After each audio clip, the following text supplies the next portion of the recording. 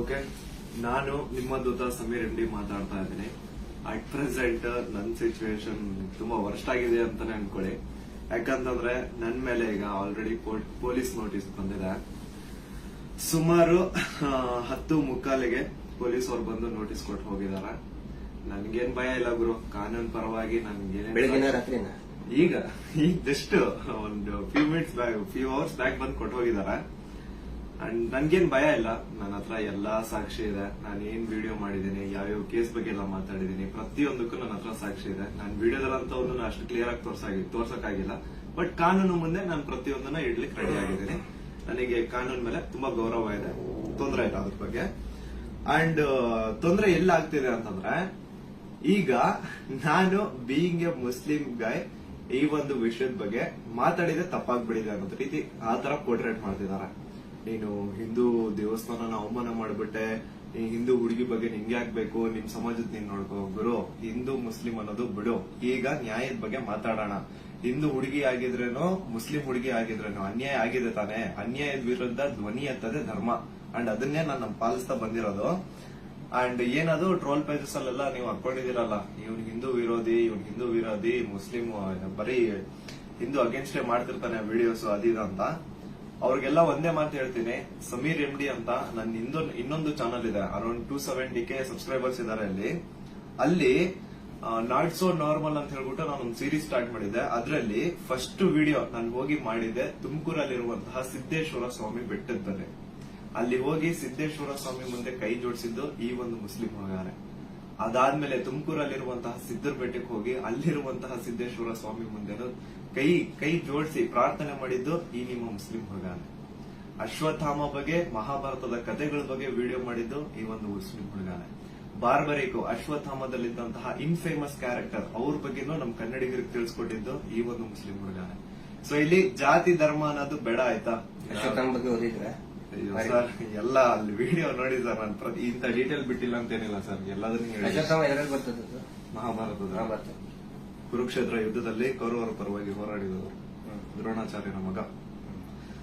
So ನೋಡಿ, ನಾನು ಹಿಂದೂ ವಿರೋಧಿ ಅಂತ ಖಂಡಿತ ಅಲ್ಲ. ಹಿಂದೂ ವಿರೋಧಿ ಆಗಿದ್ರೆ ಒಂದು ಹಿಂದೂ ಹುಡುಗಿ ಜೊತೆ ಆಗಿರುವಂತಹ ಅನ್ಯಾಯದ ಬಗ್ಗೆ ನಾನ್ ಯಾಕೆ ಗುರು ಧ್ವನಿ ಎತ್ತುತ್ತೇನೆ?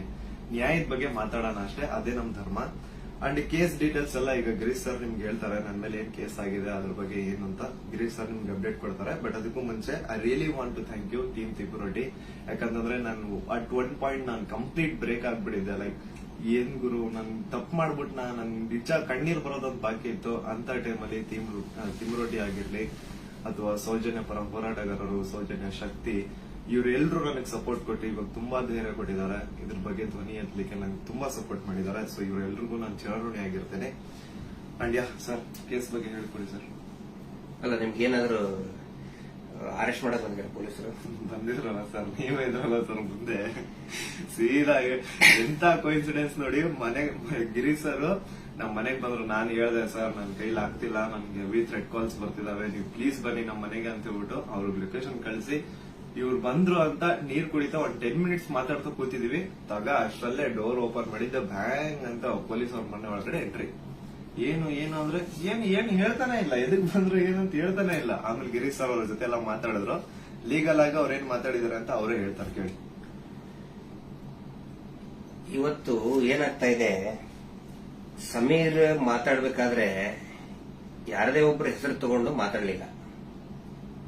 ಮಾತಾಡಿದ್ದೆಲ್ಲವನ್ನು ಕೂಡ ಆಧಾರ ಇಟ್ಕೊಂಡೇನೆ ಸಮೀರು ಮಾತಾಡಿದ್ದು. ಅದು ಯಾರ ಬಗ್ಗೆ? ಯಾರೋ ದೇವರ ಬಗ್ಗೆ ಮಾತಾಡಿದ್ನ, ಅಥವಾ ಮಸೀದಿಯ ಬಗ್ಗೆ ವಿವಾದ ಹುಟ್ಟಾಕಿ, ದೇವಸ್ಥಾನದ ಬಗ್ಗೆ ವಿವಾದ ಹುಟ್ಟಾಕಿ ಮಾತಾಡಿದ್ನ? ಇಲ್ಲ. ಸೌಜನ್ಯ ಅನ್ನೋದು ನಮ್ಮ ಎಲ್ಲರ ಮನೆ ಮಗಳವಳು. ಯಾವ ರೀತಿ ನಿರ್ಭಯ ಮತ್ತು ಈ ಅತ್ಯಾಚಾರದ ಪ್ರಕರಣದಲ್ಲಿ ಒಳಗಾಗ್ತಾರೆ, ಅವ್ರೆಲ್ಲರೂ ಕೂಡ ನಾವು ನಮ್ಮ ಮಗಳಂತ ತಿಳ್ಕೊಳ್ತೇವೆ. ಆದರೆ ಯಾರು ಹಿಂದೂ ಮುಸ್ಲಿಂ ಅಂತ ಹೇಳಿ ವಿನಾಕಾರಣ ಒಂದು ಹುಟ್ಟು ಹಾಕ್ತಾ ಇದಾರಲ್ಲ, ಅವರಿಗೆ ಅವ್ರು ಮಾಡೇನೇ ಇಲ್ಲ ಅಂತ ಹೇಳಿದ್ರೆ ಇದೆಲ್ಲ ಯಾಕೆ ಮಾಡ್ಬೇಕು? ಆ ನಂತರ ಸಂತೋಷ್ ರಾವ್ ಎಷ್ಟು ದೊಡ್ಡವನೇನ? ಸಮಾಜದಲ್ಲಿ ಕಲಾ ಹುಟ್ಟು ಒಂದ್ ವೇಳೆ ಸಂತೋಷ್ ರಾವ್ ಅಂತ ಹೇಳ್ತಾರೆ, ಸಂತೋಷ್ ರಾವ್ನೇ ಮಾಡಿದ್ರೆ ಸಮಾಜದಲ್ಲಿ ಅವನು ಅಷ್ಟೊಂದು ದೊಡ್ಡ ಇದನ್ನೇನೋ ಪೂರ್ತಿಯಾಗಿ ಒಂದಿಷ್ಟು ಜನ ಕರೆಸಿ ಏನೇನೋ ಮಾಡಿಸಿ ಟ್ರೋಲ್ ಮಾಡಿಸುವಂತ ದೊಡ್ಡವನ. ಇದನ್ನ ಜನರು ಅರ್ಥ ಮಾಡ್ಕೋಬೇಕು. ನಾನು ಪ್ರತಿಯೊಬ್ಬ ಜನಸಾಮಾನ್ಯರಿಗೂ ವಿನಂತಿ ಮಾಡ್ಕೊತಾ ಇದ್ದೇನೆ, ಸೌಜನ್ಯಳನ್ನ ನಿಮ್ಮ ಮನೆ ಮಗಳಂತ ತಿಳ್ಕೊಳ್ಳಿ. ನಾವು ಅದೇ ರೀತಿ ತಿಳ್ಕೊಂಡಿದ್ದು. ಆ ನಂತರ ನಮ್ಮ ಅಕ್ಕನೋ ತಂಗಿನೋ ಏನಾದ್ರೂ ನೀವು ತಿಳ್ಕೊಳ್ಳಿ. ಸೌಜನ್ಯಳಂತೆ ಅನೇಕ ಹೆಣ್ಮಕ್ಳು ಅಲ್ಲಿ ಜೀವ ತೆತ್ತಿದ್ದಾರೆ, ಅತ್ಯಾಚಾರದಿಂದ ಕೊಲೆ ಆಗಿದ್ದಾರೆ. ಆ ನಂತರ ಇವತ್ತಿಗೂ ಕೂಡ ನಮ್ಮ ದೇಶದಲ್ಲಿ ಪ್ರತಿ 27 ನಿಮಿಷಕ್ಕೆ ಒಂದು ಅತ್ಯಾಚಾರ ಆಗ್ತಾ ಇದೆ. ಆ ಒಂದು ಲಿಸ್ಟ್ ಅಲ್ಲಿ ನಮ್ಮ ಮನೆ ಹೆಣ್ಮಕ್ಳು ಆ 27 ಇದನ್ನ ನಿಮಿಷದ ಕ್ಯೂನಲ್ಲಿ ನಮ್ಮ ಮನೆ ಹೆಣ್ಮಕ್ಳು ನಿಂತ್ಕೋಬಾರ್ದು. ಒಂದು ಟೀಸಿಂಗ್ ಆಗಿ ಮೊನ್ನೆ ಮುಂಬೈಯಲ್ಲಿ ಒಂದು ಹೆಣ್ಮಗಳು ತಪ್ಪಿಸ್ಕೊಳ್ಳೋದಕ್ಕೆ ಹೋಗಿ ಸತ್ತಿದ್ದಾಳೆ ಪಾಪ, ಆಕ್ಸಿಡೆಂಟ್ ಆಗಿ, ಮುಂಬೈಲಿ ರೋಡ್ ಆಕ್ಸಿಡೆಂಟ್ ಆಗಿ. ಟೀಸಿಂಗ್ ನಮ್ಗೆ ಏನ್ ಅನ್ಸುತ್ತೆ, ಅವ್ರು ಎಲ್ಲರೂ ಕೂಡ ಏನೋ ನಮ್ಗೆ ನಮ್ಮ ಮನೆಯ ಮಕ್ಕಳವರು, ಏನೋ ನಮ್ಗೆ, ಯಾಕಂದ್ರೆ ಎಲ್ಲ ಹೆಣ್ಮಕ್ಳ ಜೊತೆಗೆ ನಾವು ಬೆಳೆದವರು. ಸಮೀರ್ ಅವ್ರಿಗೆ ಇಲ್ಲಿ ಮಧ್ಯಾಹ್ನ ಅವ್ರಿಗೆ, ಸಮೀರ್ ಇದಕ್ಕಿಂತ ಮುಂಚೆ ಏನಾದ್ರು ಬರ್ತಾನೆ. ಇನ್ನೊಂದು ವಿಷಯ ನಾನು ಕ್ಲಾರಿಫೈ ಮಾಡ್ಕೊಡ್ತೀನಿ.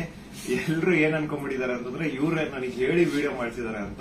ದೇವ್ರಾಣೆಗೆ ಹೇಳ್ತೀನಿ, ಸರ್ ಸುಮ್ಮನೆ ಸರ್, ಅಲ್ಲಾ ಮೇಲೆ ಆಣೆ ಮಾಡ್ಬಿಟ್ಟು ಹೇಳ್ತಿದ್ದೀನಿ, ರಂಜಾನ್ ಟೈಮಲ್ಲಿ ಹೇಳ್ತಿದ್ದೀನಿ. ಇವ್ರಿಗಾಗ್ಲಿ ನನ್ಗಾಗ್ಲಿ ಯಾವುದೇ ತರ ಲಿಂಕ್ ಇರ್ಲಿಲ್ಲ ಗುರು. ಸೌಜನ್ಯ ವಿಡಿಯೋ ಮಾಡೋದಕ್ಕಿಂತ ಮುಂಚೆ ಇವ್ರಿಗೂ ನನ್ಗೂ ಯಾವುದೇ ತರ ಲಿಂಕ್ ಇರ್ಲಿಲ್ಲ. ಸೌಜನ್ಯ ವಿಡಿಯೋ ಯಾವಾಗ 1 ಮಿಲಿಯನ್ ಕ್ರಾಸ್ ಮಾಡ್ತೋ ನನ್ನ ಕೈ ಕಾಲ್ ನಡಗಕ್ ಸ್ಟಾರ್ಟ್ ಆಗ್ಬಿಡ್ತು. ಯಾಕಂತಂದ್ರೆ ಡೆತ್ ಕಾಲ್ಸ್ ಬರ್ತಾನೆ ಇದಾವೆ. ನನ್ ಮನೆ ಅಡ್ರೆಸ್ ಲೀಕ್ ಮಾಡ್ಬಿಟ್ರು, ನನ್ ಪರ್ಸನಲ್ ಡೀಟೇಲ್ಸ್ ಲೀಕ್ ಮಾಡ್ಬಿಟ್ರು. ನನ್ಗೆ ಯಾವಾಗ ನನ್ ಮನೆಗ್ ಬಂದು ಅಟ್ಯಾಕ್ ಮಾಡ್ಬಿಡ್ತಾನೋ ಗೊತ್ತಿಲ್ಲ. ಎಲ್ಲಿ ಹೋಗೋಣ ಅಂತ ಗೊತ್ತಾಗ್ತಾ ಇಲ್ಲ. ಪೊಲೀಸ್ ಅವ್ರ ಕಡೆ ಹೋದ್ರೆ ಪ್ರೊಟೆಕ್ಷನ್ ಸಿಗುತ್ತಾ ಇಲ್ಲ, ಗ್ಯಾರಂಟಿ ಇಲ್ಲ. ಏನ್ ಮಾಡ್ಬೇಕಂತ ಅರ್ಥ ಆಗಿಲ್ಲ. ಆಗ ನಾನ್ ರೀಚ್ ಔಟ್ ಮಾಡಿದ್ದೆ ಟೀಮ್ ತಿಮ್ರೋಡಿ ಅವ್ರಿಗೆ. ಸರ್ ನನ್ಗೆ ಈ ತರ ಆಗ್ತಿದೆ, ಪ್ಲೀಸ್ ನಿಮ್ ಕಡೆ ಸಪೋರ್ಟ್ ಬೇಕು, ನಂಗೆ ಸಪೋರ್ಟ್ ಮಾಡಿ ಅಂತ ಕೇಳಿದ ತಕ್ಷಣ ಇಮ್ಮಿಡಿಯೇಟ್ಲಿ ಅವ್ರು ನನ್ನ ನಂಬರ್ನ ತಗೊಂಡು ನನಗೆ ಕಾಲ್ ಮಾಡಿ ನಿಮ್ ಜೊತೆಗೆ ನಾವ್ ಇದೀವಿ ಅಂತ ಧೈರ್ಯ ಕೊಟ್ರು. ಅಂಡ್ ಅರೌಂಡ್ ನನ್ ಮೇಲೆ ಪೊಲೀಸ್ ನೋಟಿಸ್ ಆಗಿದ್ರು ಸ್ಟಿಲ್ ಇವರೇ ನನ್ಗೊಬ್ಬ ಅಡ್ವೊಕೇಟ್ ನ ಹುಡುಕಿ ನಾವು ನಿಮ್ ಜೊತೆಗಿದ್ದೀವಿ, ನೀವ್ ತಲೆನೇ ಕೆಡ್ಸ್ಕೋಬೇಡಿ ಅಂತ. ಈಗ ನೋಡಿ ಅರೌಂಡ್ ಮಿಡ್ ನೈಟ್ 1 ಆಗ್ತಿದೆ, ಅಡ್ವೊಕೇಟ್ ಅವ್ರ ಆಫೀಸಲ್ಲಿ ಕೂತಿದೀವಿ. ಸೊ ಸಾಹಸ ಪಟ್ರು ನನ್ನ ಅರೆಸ್ಟ್ ಮಾಡ್ಲಿಕ್ಕೆ. ಅಲ್ಲ, ಸಮೀರ್ ಮಾತಾಡಿದ್ದು ನೂರಾರು ಜನ ಸೌಜನ್ಯ ಹೋರಾಟಗಾರರು ಏನ್ ಕೇಳ್ತಾ ಇದ್ದಾರೆ ಮತ್ತು ಜನಸಾಮಾನ್ಯರು ಹೋರಾಟದ ಜೊತೆಗೆ ಗುರುತಿಸಿಕೊಳ್ಳದೇನೆ ಅನೇಕ ಜನಸಾಮಾನ್ಯರಿಗೆ ಒಂದು ಹಂಬಲ ಇದೆ, ನ್ಯಾಯದ ಹಂಬಲ. ಅದೇ ಮಾತನ್ನೇ ಸಮೀರ್ ಮಾತಾಡಿದ್ದು. ಅವ್ರನ್ನ ಅರೆಸ್ಟ್ ಮಾಡೋದಕ್ಕೆ ಬಳ್ಳಾರಿಯಿಂದ ಬಂದಿದ್ದಾರೆ ಇವತ್ತು. ಅರೆಸ್ಟ್ ಮಾಡ್ಕೊಂಡು ಹೋಗ್ತೀವಿ ಅಂತ ಹೇಳಿ. ಆದ್ರೆ ನಾವು ಕನ್ವಿನ್ಸ್ ಮಾಡಿದ್ವಿ ಬಳ್ಳಾರಿಯ ಎಸ್ಪಿ ಅವರಿಗೆ ಮತ್ತು ಬಳ್ಳಾರಿಯ ಕೌಲ್ ಬಜಾರ್ ಠಾಣಾಧಿಕಾರಿಗಳಿಗೆ, ಆನಂತರ ಬೆಂಗಳೂರು ಗ್ರಾಮಾಂತರ ಎಸ್ಪಿ ಸಾಹೇಬರಿಗೆ ಮತ್ತು ಇಲ್ಲಿಯಂತ ಸ್ಥಳೀಯ ಪೊಲೀಸ್ ಅಧಿಕಾರಿಗಳಿಗೆ, ಬೆಂಗಳೂರು ಶಹರದ ಯಾವುದು ಅವಲಹಳ್ಳಿಯ ಅಧಿಕಾರಿಗಳಿಗೆ ನಾವು ಕನ್ವಿನ್ಸ್ ಮಾಡಿ ಹೇಳಿದ್ವಿ. ಆಮೇಲೆ ಅವರು ಕನ್ವಿನ್ಸ್ ಆಗಿದ್ದಾರೆ. ಹಿಂಗಾಗಿ ನಾವು ಅವರಿಗೆ ಧನ್ಯವಾದಗಳನ್ನು ಕೂಡ ಹೇಳ್ತೇವೆ. ಯಾಕಂದ್ರೆ ನಾವು ಕರೆಕ್ಟ್ ಆಗಿ ಎಕ್ಸ್ಪ್ಲೇನ್ ಮಾಡಿದೀವಿ.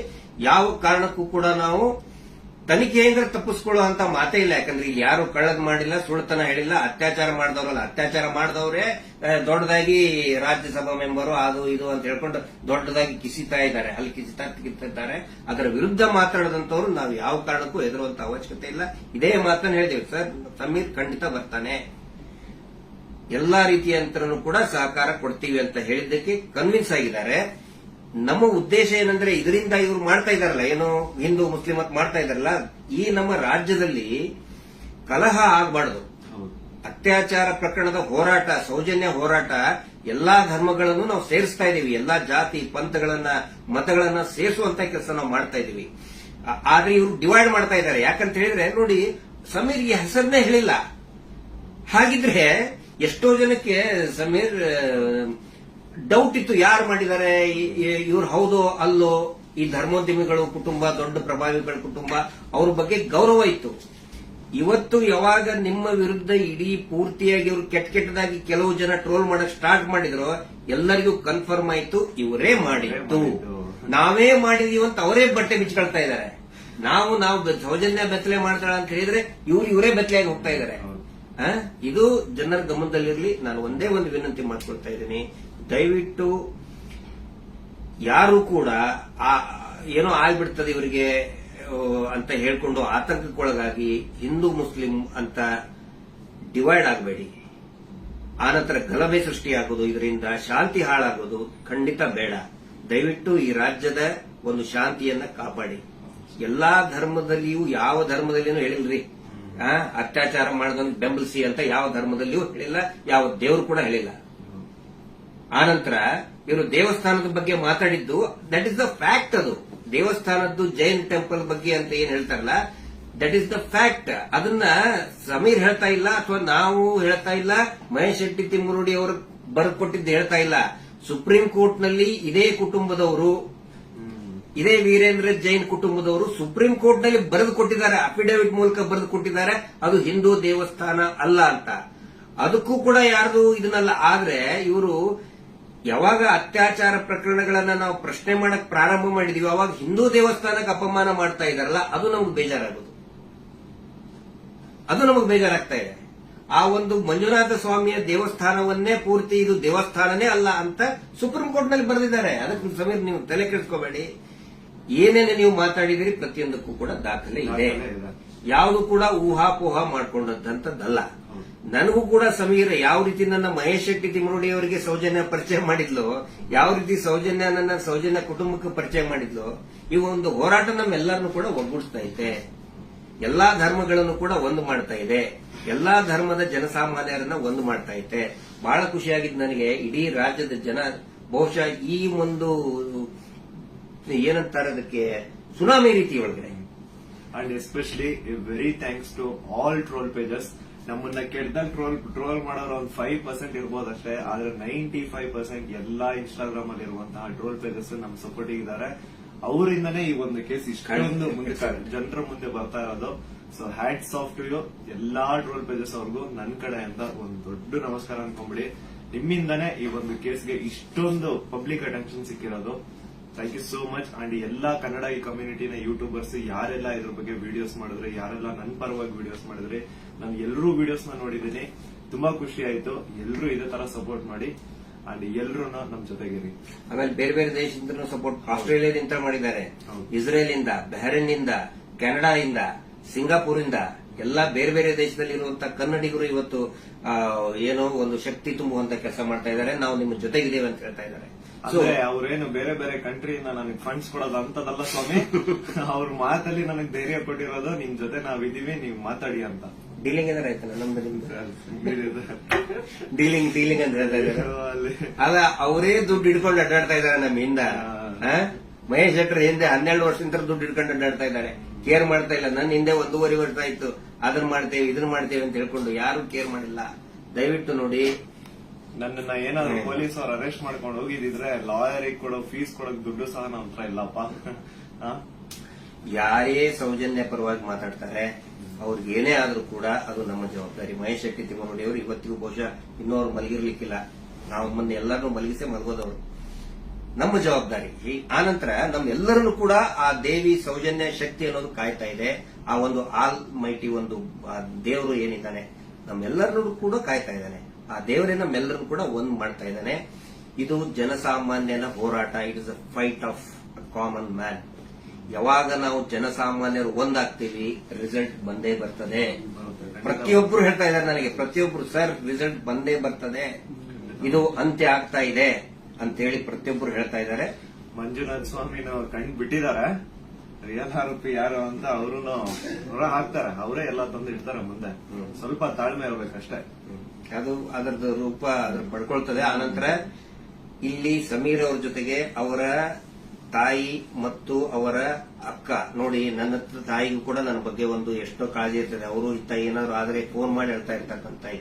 ನಾನಿವತ್ತು ಅವ್ರ ಮನೆಗೆ ಹೋಗಿ ನೋಡಿದ್ದು. ಪಾಪ ಅವರ ಅಕ್ಕ ಎಷ್ಟು ಭಯಾನಕ ಒಂದು ಇದರಲ್ಲಿದ್ದಾರೆ ಅಂತ ಹೇಳಿದ್ರೆ, ಅವ್ರ ತಾಯಿ ಅಳ್ತಾ ಇದ್ದಾರೆ. ನನ್ನ ಮಗ ಏನ್ ತಪ್ಪು ಮಾಡಿದ ಸರ್, ಒಂದು ಮಗುಗೆ ನ್ಯಾಯ ಕೇಳಿದ ನನ್ನ ಮಗ, ಹಿಂಗಾಗಿ ನಮ್ಮನ್ನ ಏನೇನೋ ಕೆಟ್ಟದಾಗಿ ಬೈತಾ ಇದ್ದಾರೆ, ಏನ್ ತಪ್ಪು ಮಾಡಿದ ಅಂತ ಒಬ್ಬ ತಾಯಿ ಕೇಳ್ತಾ ಇದ್ದಾಳೆ. ಅದಕ್ಕೆ ನಾನು ಅವ್ರಿಗೆ ಎಕ್ಸಾಂಪಲ್, ನನ್ನ ಪೊಲೀಸರು ಆ 24 ವರ್ಷದ ಹಿಂದೆ ಅರೆಸ್ಟ್ ಮಾಡಿಕೊಂಡು ನನ್ನ ಮನೆಗೆ ಬಂದಾಗಿಂದು ಉದಾಹರಣೆ ಕೊಟ್ಟೆ. ಅವಾಗ ಸಾವಿರಾರು ಲಕ್ಷಾಂತರ ಜನ ನಮ್ಮ ಬೆಂಬಲಕ್ಕೆ ನಿಂತ್ಕೊಂಡ್ರು. ಯಾವಾಗ ಜನಸಾಮಾನ್ಯರು ಬೆಂಬಲಕ್ಕೆ ನಿಂತ್ಕೊಳ್ತಾರೆ, ನಾವು ಹೆದರುವಂತ ಅವಶ್ಯಕತೆನೇ ಇಲ್ಲ. ಸಾವು ಯಾವಾಗಾದ್ರೂ ಬರ್ತದ್ರಿ, ಯಾವಾಗಾದ್ರೂ ಬರ್ತದೆ. ನಾವು ಇರುವಾಗ 4 ಜನ ಮೆಚ್ಚುವಂತ ಕೆಲಸ ಮಾಡಬೇಕು, ನ್ಯಾಯದ ಪರವಾಗಿರಬೇಕು. ಅದೇ ಈ ಹೋರಾಟ. ಹಿಂಗಾಗಿ ದಯವಿಟ್ಟು ಒಂದೇ ಒಂದು ಹೇಳೋದು, ಶಾಂತಿಯನ್ನ ಕದಡಬೇಡಿ, ಡಿವೈಡ್ ಆಗಬೇಡಿ. ಇಬ್ಬಾಗ ಆಗ್ಬೇಡಿ, ತುಂಡು ತುಂಡಾಗಬೇಡಿ. ಇವರಿಂದ ಇಡೀ ರಾಜ್ಯನೇ ತುಂಡು ತುಂಡಾಗ್ತಾ ಇದೆ. ಇವ್ರು ಮಾಡುವಂತ ಮೀಟರ್ ಬಡ್ಡಿ ದಂಧೆಯಿಂದ ಇಡೀ ಊರೇ ತುಂಡು ತುಂಡಾಗ್ತಾ ಇದೆ. ಗಂಡ ಹೆಂಡತಿ ನಡುವೆ ಜಗಳ, ಅಕ್ಕ ತಂಗಿ ನಡುವೆ ಜಗಳ, ನೆರೆಹೊರೆಯವ್ರ ನಡುವೆ ಜಗಳ, ಒಂದು ಓಣಿಂತ್ರ ಇನ್ನೊಂದು ಓಣಿಗೆ ಜಗಳ, ಒಂದು ಜಾತಿಯಿಂದ ಇನ್ನೊಂದು ಜಾತಿಗೆ ಜಗಳ ಹಚ್ಚಿ, ಈಗ ಹಿಂದೂ ಮುಸಲ್ಮಾನ್ ಜಗಳ ಹಚ್ಚಿ ಇವರು ಈಗ ಸೇಫ್ ಆಗಕ್ ನೋಡ್ತಾ ಇದ್ದಾರೆ. ಅದು ಆಗಲ್ಲ. ಇವತ್ತೇನು ನಾವು ಒಂದೇ ಒಂದು ಹೇಳೋದು, ಏನೇ ಕೇಸ್ ಆದ್ರೂ ಕೂಡ ಆ ಇವನ ಮೇಲೆ ಯಾರು Anil Kumar, Anil black and white Anil, ಅವನ ಮೇಲೆ ಮತ್ತು ಸೀನಪ್ಪನ ಮೇಲೆ ಎಫ್ಐಆರ್ ಆಗಿ ಅರೆಸ್ಟ್ ಮಾಡುವಂತ ಕೇಸ್ ಅದು. ಇನ್ನೂ ಮಟ್ಟ ಅರೆಸ್ಟ್ ಮಾಡಿಲ್ಲ. ಸಮೀರ್ನ ಅರೆಸ್ಟೇ ಮಾಡಬಾರ್ದು ಆ ಪ್ರಕರಣದಲ್ಲಿ. ಸುಪ್ರೀಂ ಕೋರ್ಟ್ ನ ಡೈರೆಕ್ಷನ್ ಇದೆ, ವಿದಿನ್ 7 years ಅರೆಸ್ಟ್ ಮಾಡಬಾರ್ದು ಅಂತೇಳಿ. ಆದ್ರೂ ಕೂಡ ಇವತ್ತು ಬಳ್ಳಾರಿ ಹತ್ರ ಬಂದಿದ್ದಾರೆ. ಬಟ್ ಫೈನಲಿ ಎಸ್, ಪೊಲೀಸ್ ಆಫೀಸರ್ಸ್ಗಳು, ಹಿರಿಯ ಅಧಿಕಾರಿಗಳು ಒಪ್ಪಿದ್ದಾರೆ. ಸೊ ನಾವು ಸಹಕಾರವನ್ನು ಕೊಡ್ತೀವಿ. ಆದ್ರೆ ಸುಮೋಟೋ ಮಾಡ್ಕೊಂಡ್ರಲ್ಲ, ಈ ಸುಗ್ರೀವಾಜ್ಞೆಯಲ್ಲಿ ಮೀಟರ್ ಬಡ್ಡಿ ದಂಧೆ ಯಾರು ಮಾಡ್ತಾರೆ, ಸುಮೋಟೋ ಮಾಡ್ಕೊಳ್ಳಿ, ಸ್ವಯಂ ಪ್ರೇರಿತವಾಗಿ ದಾಖಲೆ ಮಾಡ್ಕೊಳ್ಳಿ ಅಂತ ಹೇಳಿ ಸುಗ್ರೀವಾಜ್ಞೆ ಆದ್ರೂ ಇವತ್ತಿನವರೆಗೂ ಕೂಡ ಒಂದೇ ಒಂದು ಸುಮೋಟೋ ಕೇಸ್ ಮಾಡ್ಕೊಂಡಿಲ್ಲ. ಪಾಪ ಸಮೀರನ ಮೇಲೆ ಸುಮೋಟೋ ಕೇಸ್ ಮಾಡ್ಕೊಂಡಿದ್ದಾರೆ. ಇದು ನಮಗೆ ಬೇಜಾರಾಗ್ತದೆ. ಈ ಎಲ್ಲಾ ವಿಷಯಗಳನ್ನ ನಾವು ಜನರ ಮುಂದೆ ಇಡ್ತಾ ಇದ್ದೀವಿ. ಸಮೀರ್ ಪೊಲೀಸ್ ಸ್ಟೇಷನ್ಗೆ ಎನ್ಕ್ವೈರಿಗೆ ಹೋಗ್ತಾರೆ, ಆ ವಿಚಾರಣೆಗೆ ಹೋಗ್ತಾರೆ. ಆದ್ರೆ ನಾನ್ ಹೇಳ್ತಾ ಇರೋದು, ಈ ಶೀನಪ್ಪ, ಅನಿಲ್ ಕುಮಾರ್ ಮತ್ತು ಈ ಕೊಲೆಗಡಕರು ಕೂಡ ಅರೆಸ್ಟ್ ಆಗಲೇಬೇಕು. ಧರ್ಮೋದ್ಯಮಿಗಳು, ಅವರ ತಮ್ಮ, ಅವರ ತಮ್ಮನ ಮಕ್ಕಳು, ಅತ್ಯಾಚಾರಿಗಳು ಅರೆಸ್ಟ್ ಆಗಲೇಬೇಕು. ಅದಾಗಲಿಲ್ಲ ಅಂತ ಹೇಳಿದ್ರೆ ಈ ದೇಶದ ಸಂವಿಧಾನನೇ ಇಲ್ಲ, ಈ ದೇಶದಲ್ಲಿ ನ್ಯಾಯಾಂಗ ವ್ಯವಸ್ಥೆನೇ ಇಲ್ಲ ಅನ್ನೋ ಒಂದು ಮಾತನ್ನ ಪ್ರತಿಯೊಬ್ಬ ಜನಸಾಮಾನ್ಯರು ಕೂಡ ಕೇಳಬೇಕಾಗ್ತದೆ. ದಯವಿಟ್ಟು ಕೊನೆಯದಾಗಿ ರಾತ್ರಿ ಎಷ್ಟು 1:10 ಆಯಿತು. ಇದನ್ನ ಟ್ರಾನ್ಸ್ಪರೆಂಟ್ ಆಗಿ ನಾವು ಜನರ ಮುಂದೆ ನಾವು ಇಡಬೇಕಾಗುತ್ತೆ. ಸಮೀರ್ ಅವರ ತಾಯಿಗೆ, ಅವರ ಕುಟುಂಬದವರಿಗೆ, ಅವರ ಅಕ್ಕನಿಗೆ ಮತ್ತು ಇಡೀ ಅವರ ಎಂಟೈರ್ ಫ್ಯಾಮಿಲಿಗೆ ತಮ್ಮೆಲ್ಲರ ಒಂದು ಸಹಕಾರ ಇರಲಿ. ಸೌಜನ್ಯ ಹೋರಾಟಕ್ಕೂ ಕೂಡ ಇದೇ ರೀತಿಯಾದಂತಹ ತಮ್ಮ ಜನಸಾಮಾನ್ಯರ ಒಂದು ಬೆಂಬಲ ಇರಲಿ ಅಂತ ಹೇಳಿ ಇವತ್ತಿನ ಲೈವ್ ಅನ್ನ ಮುಕ್ತಾಯ ಮಾಡ್ತಾ ಇದ್ದೀವಿ. Justice for Soujanya. Thank you.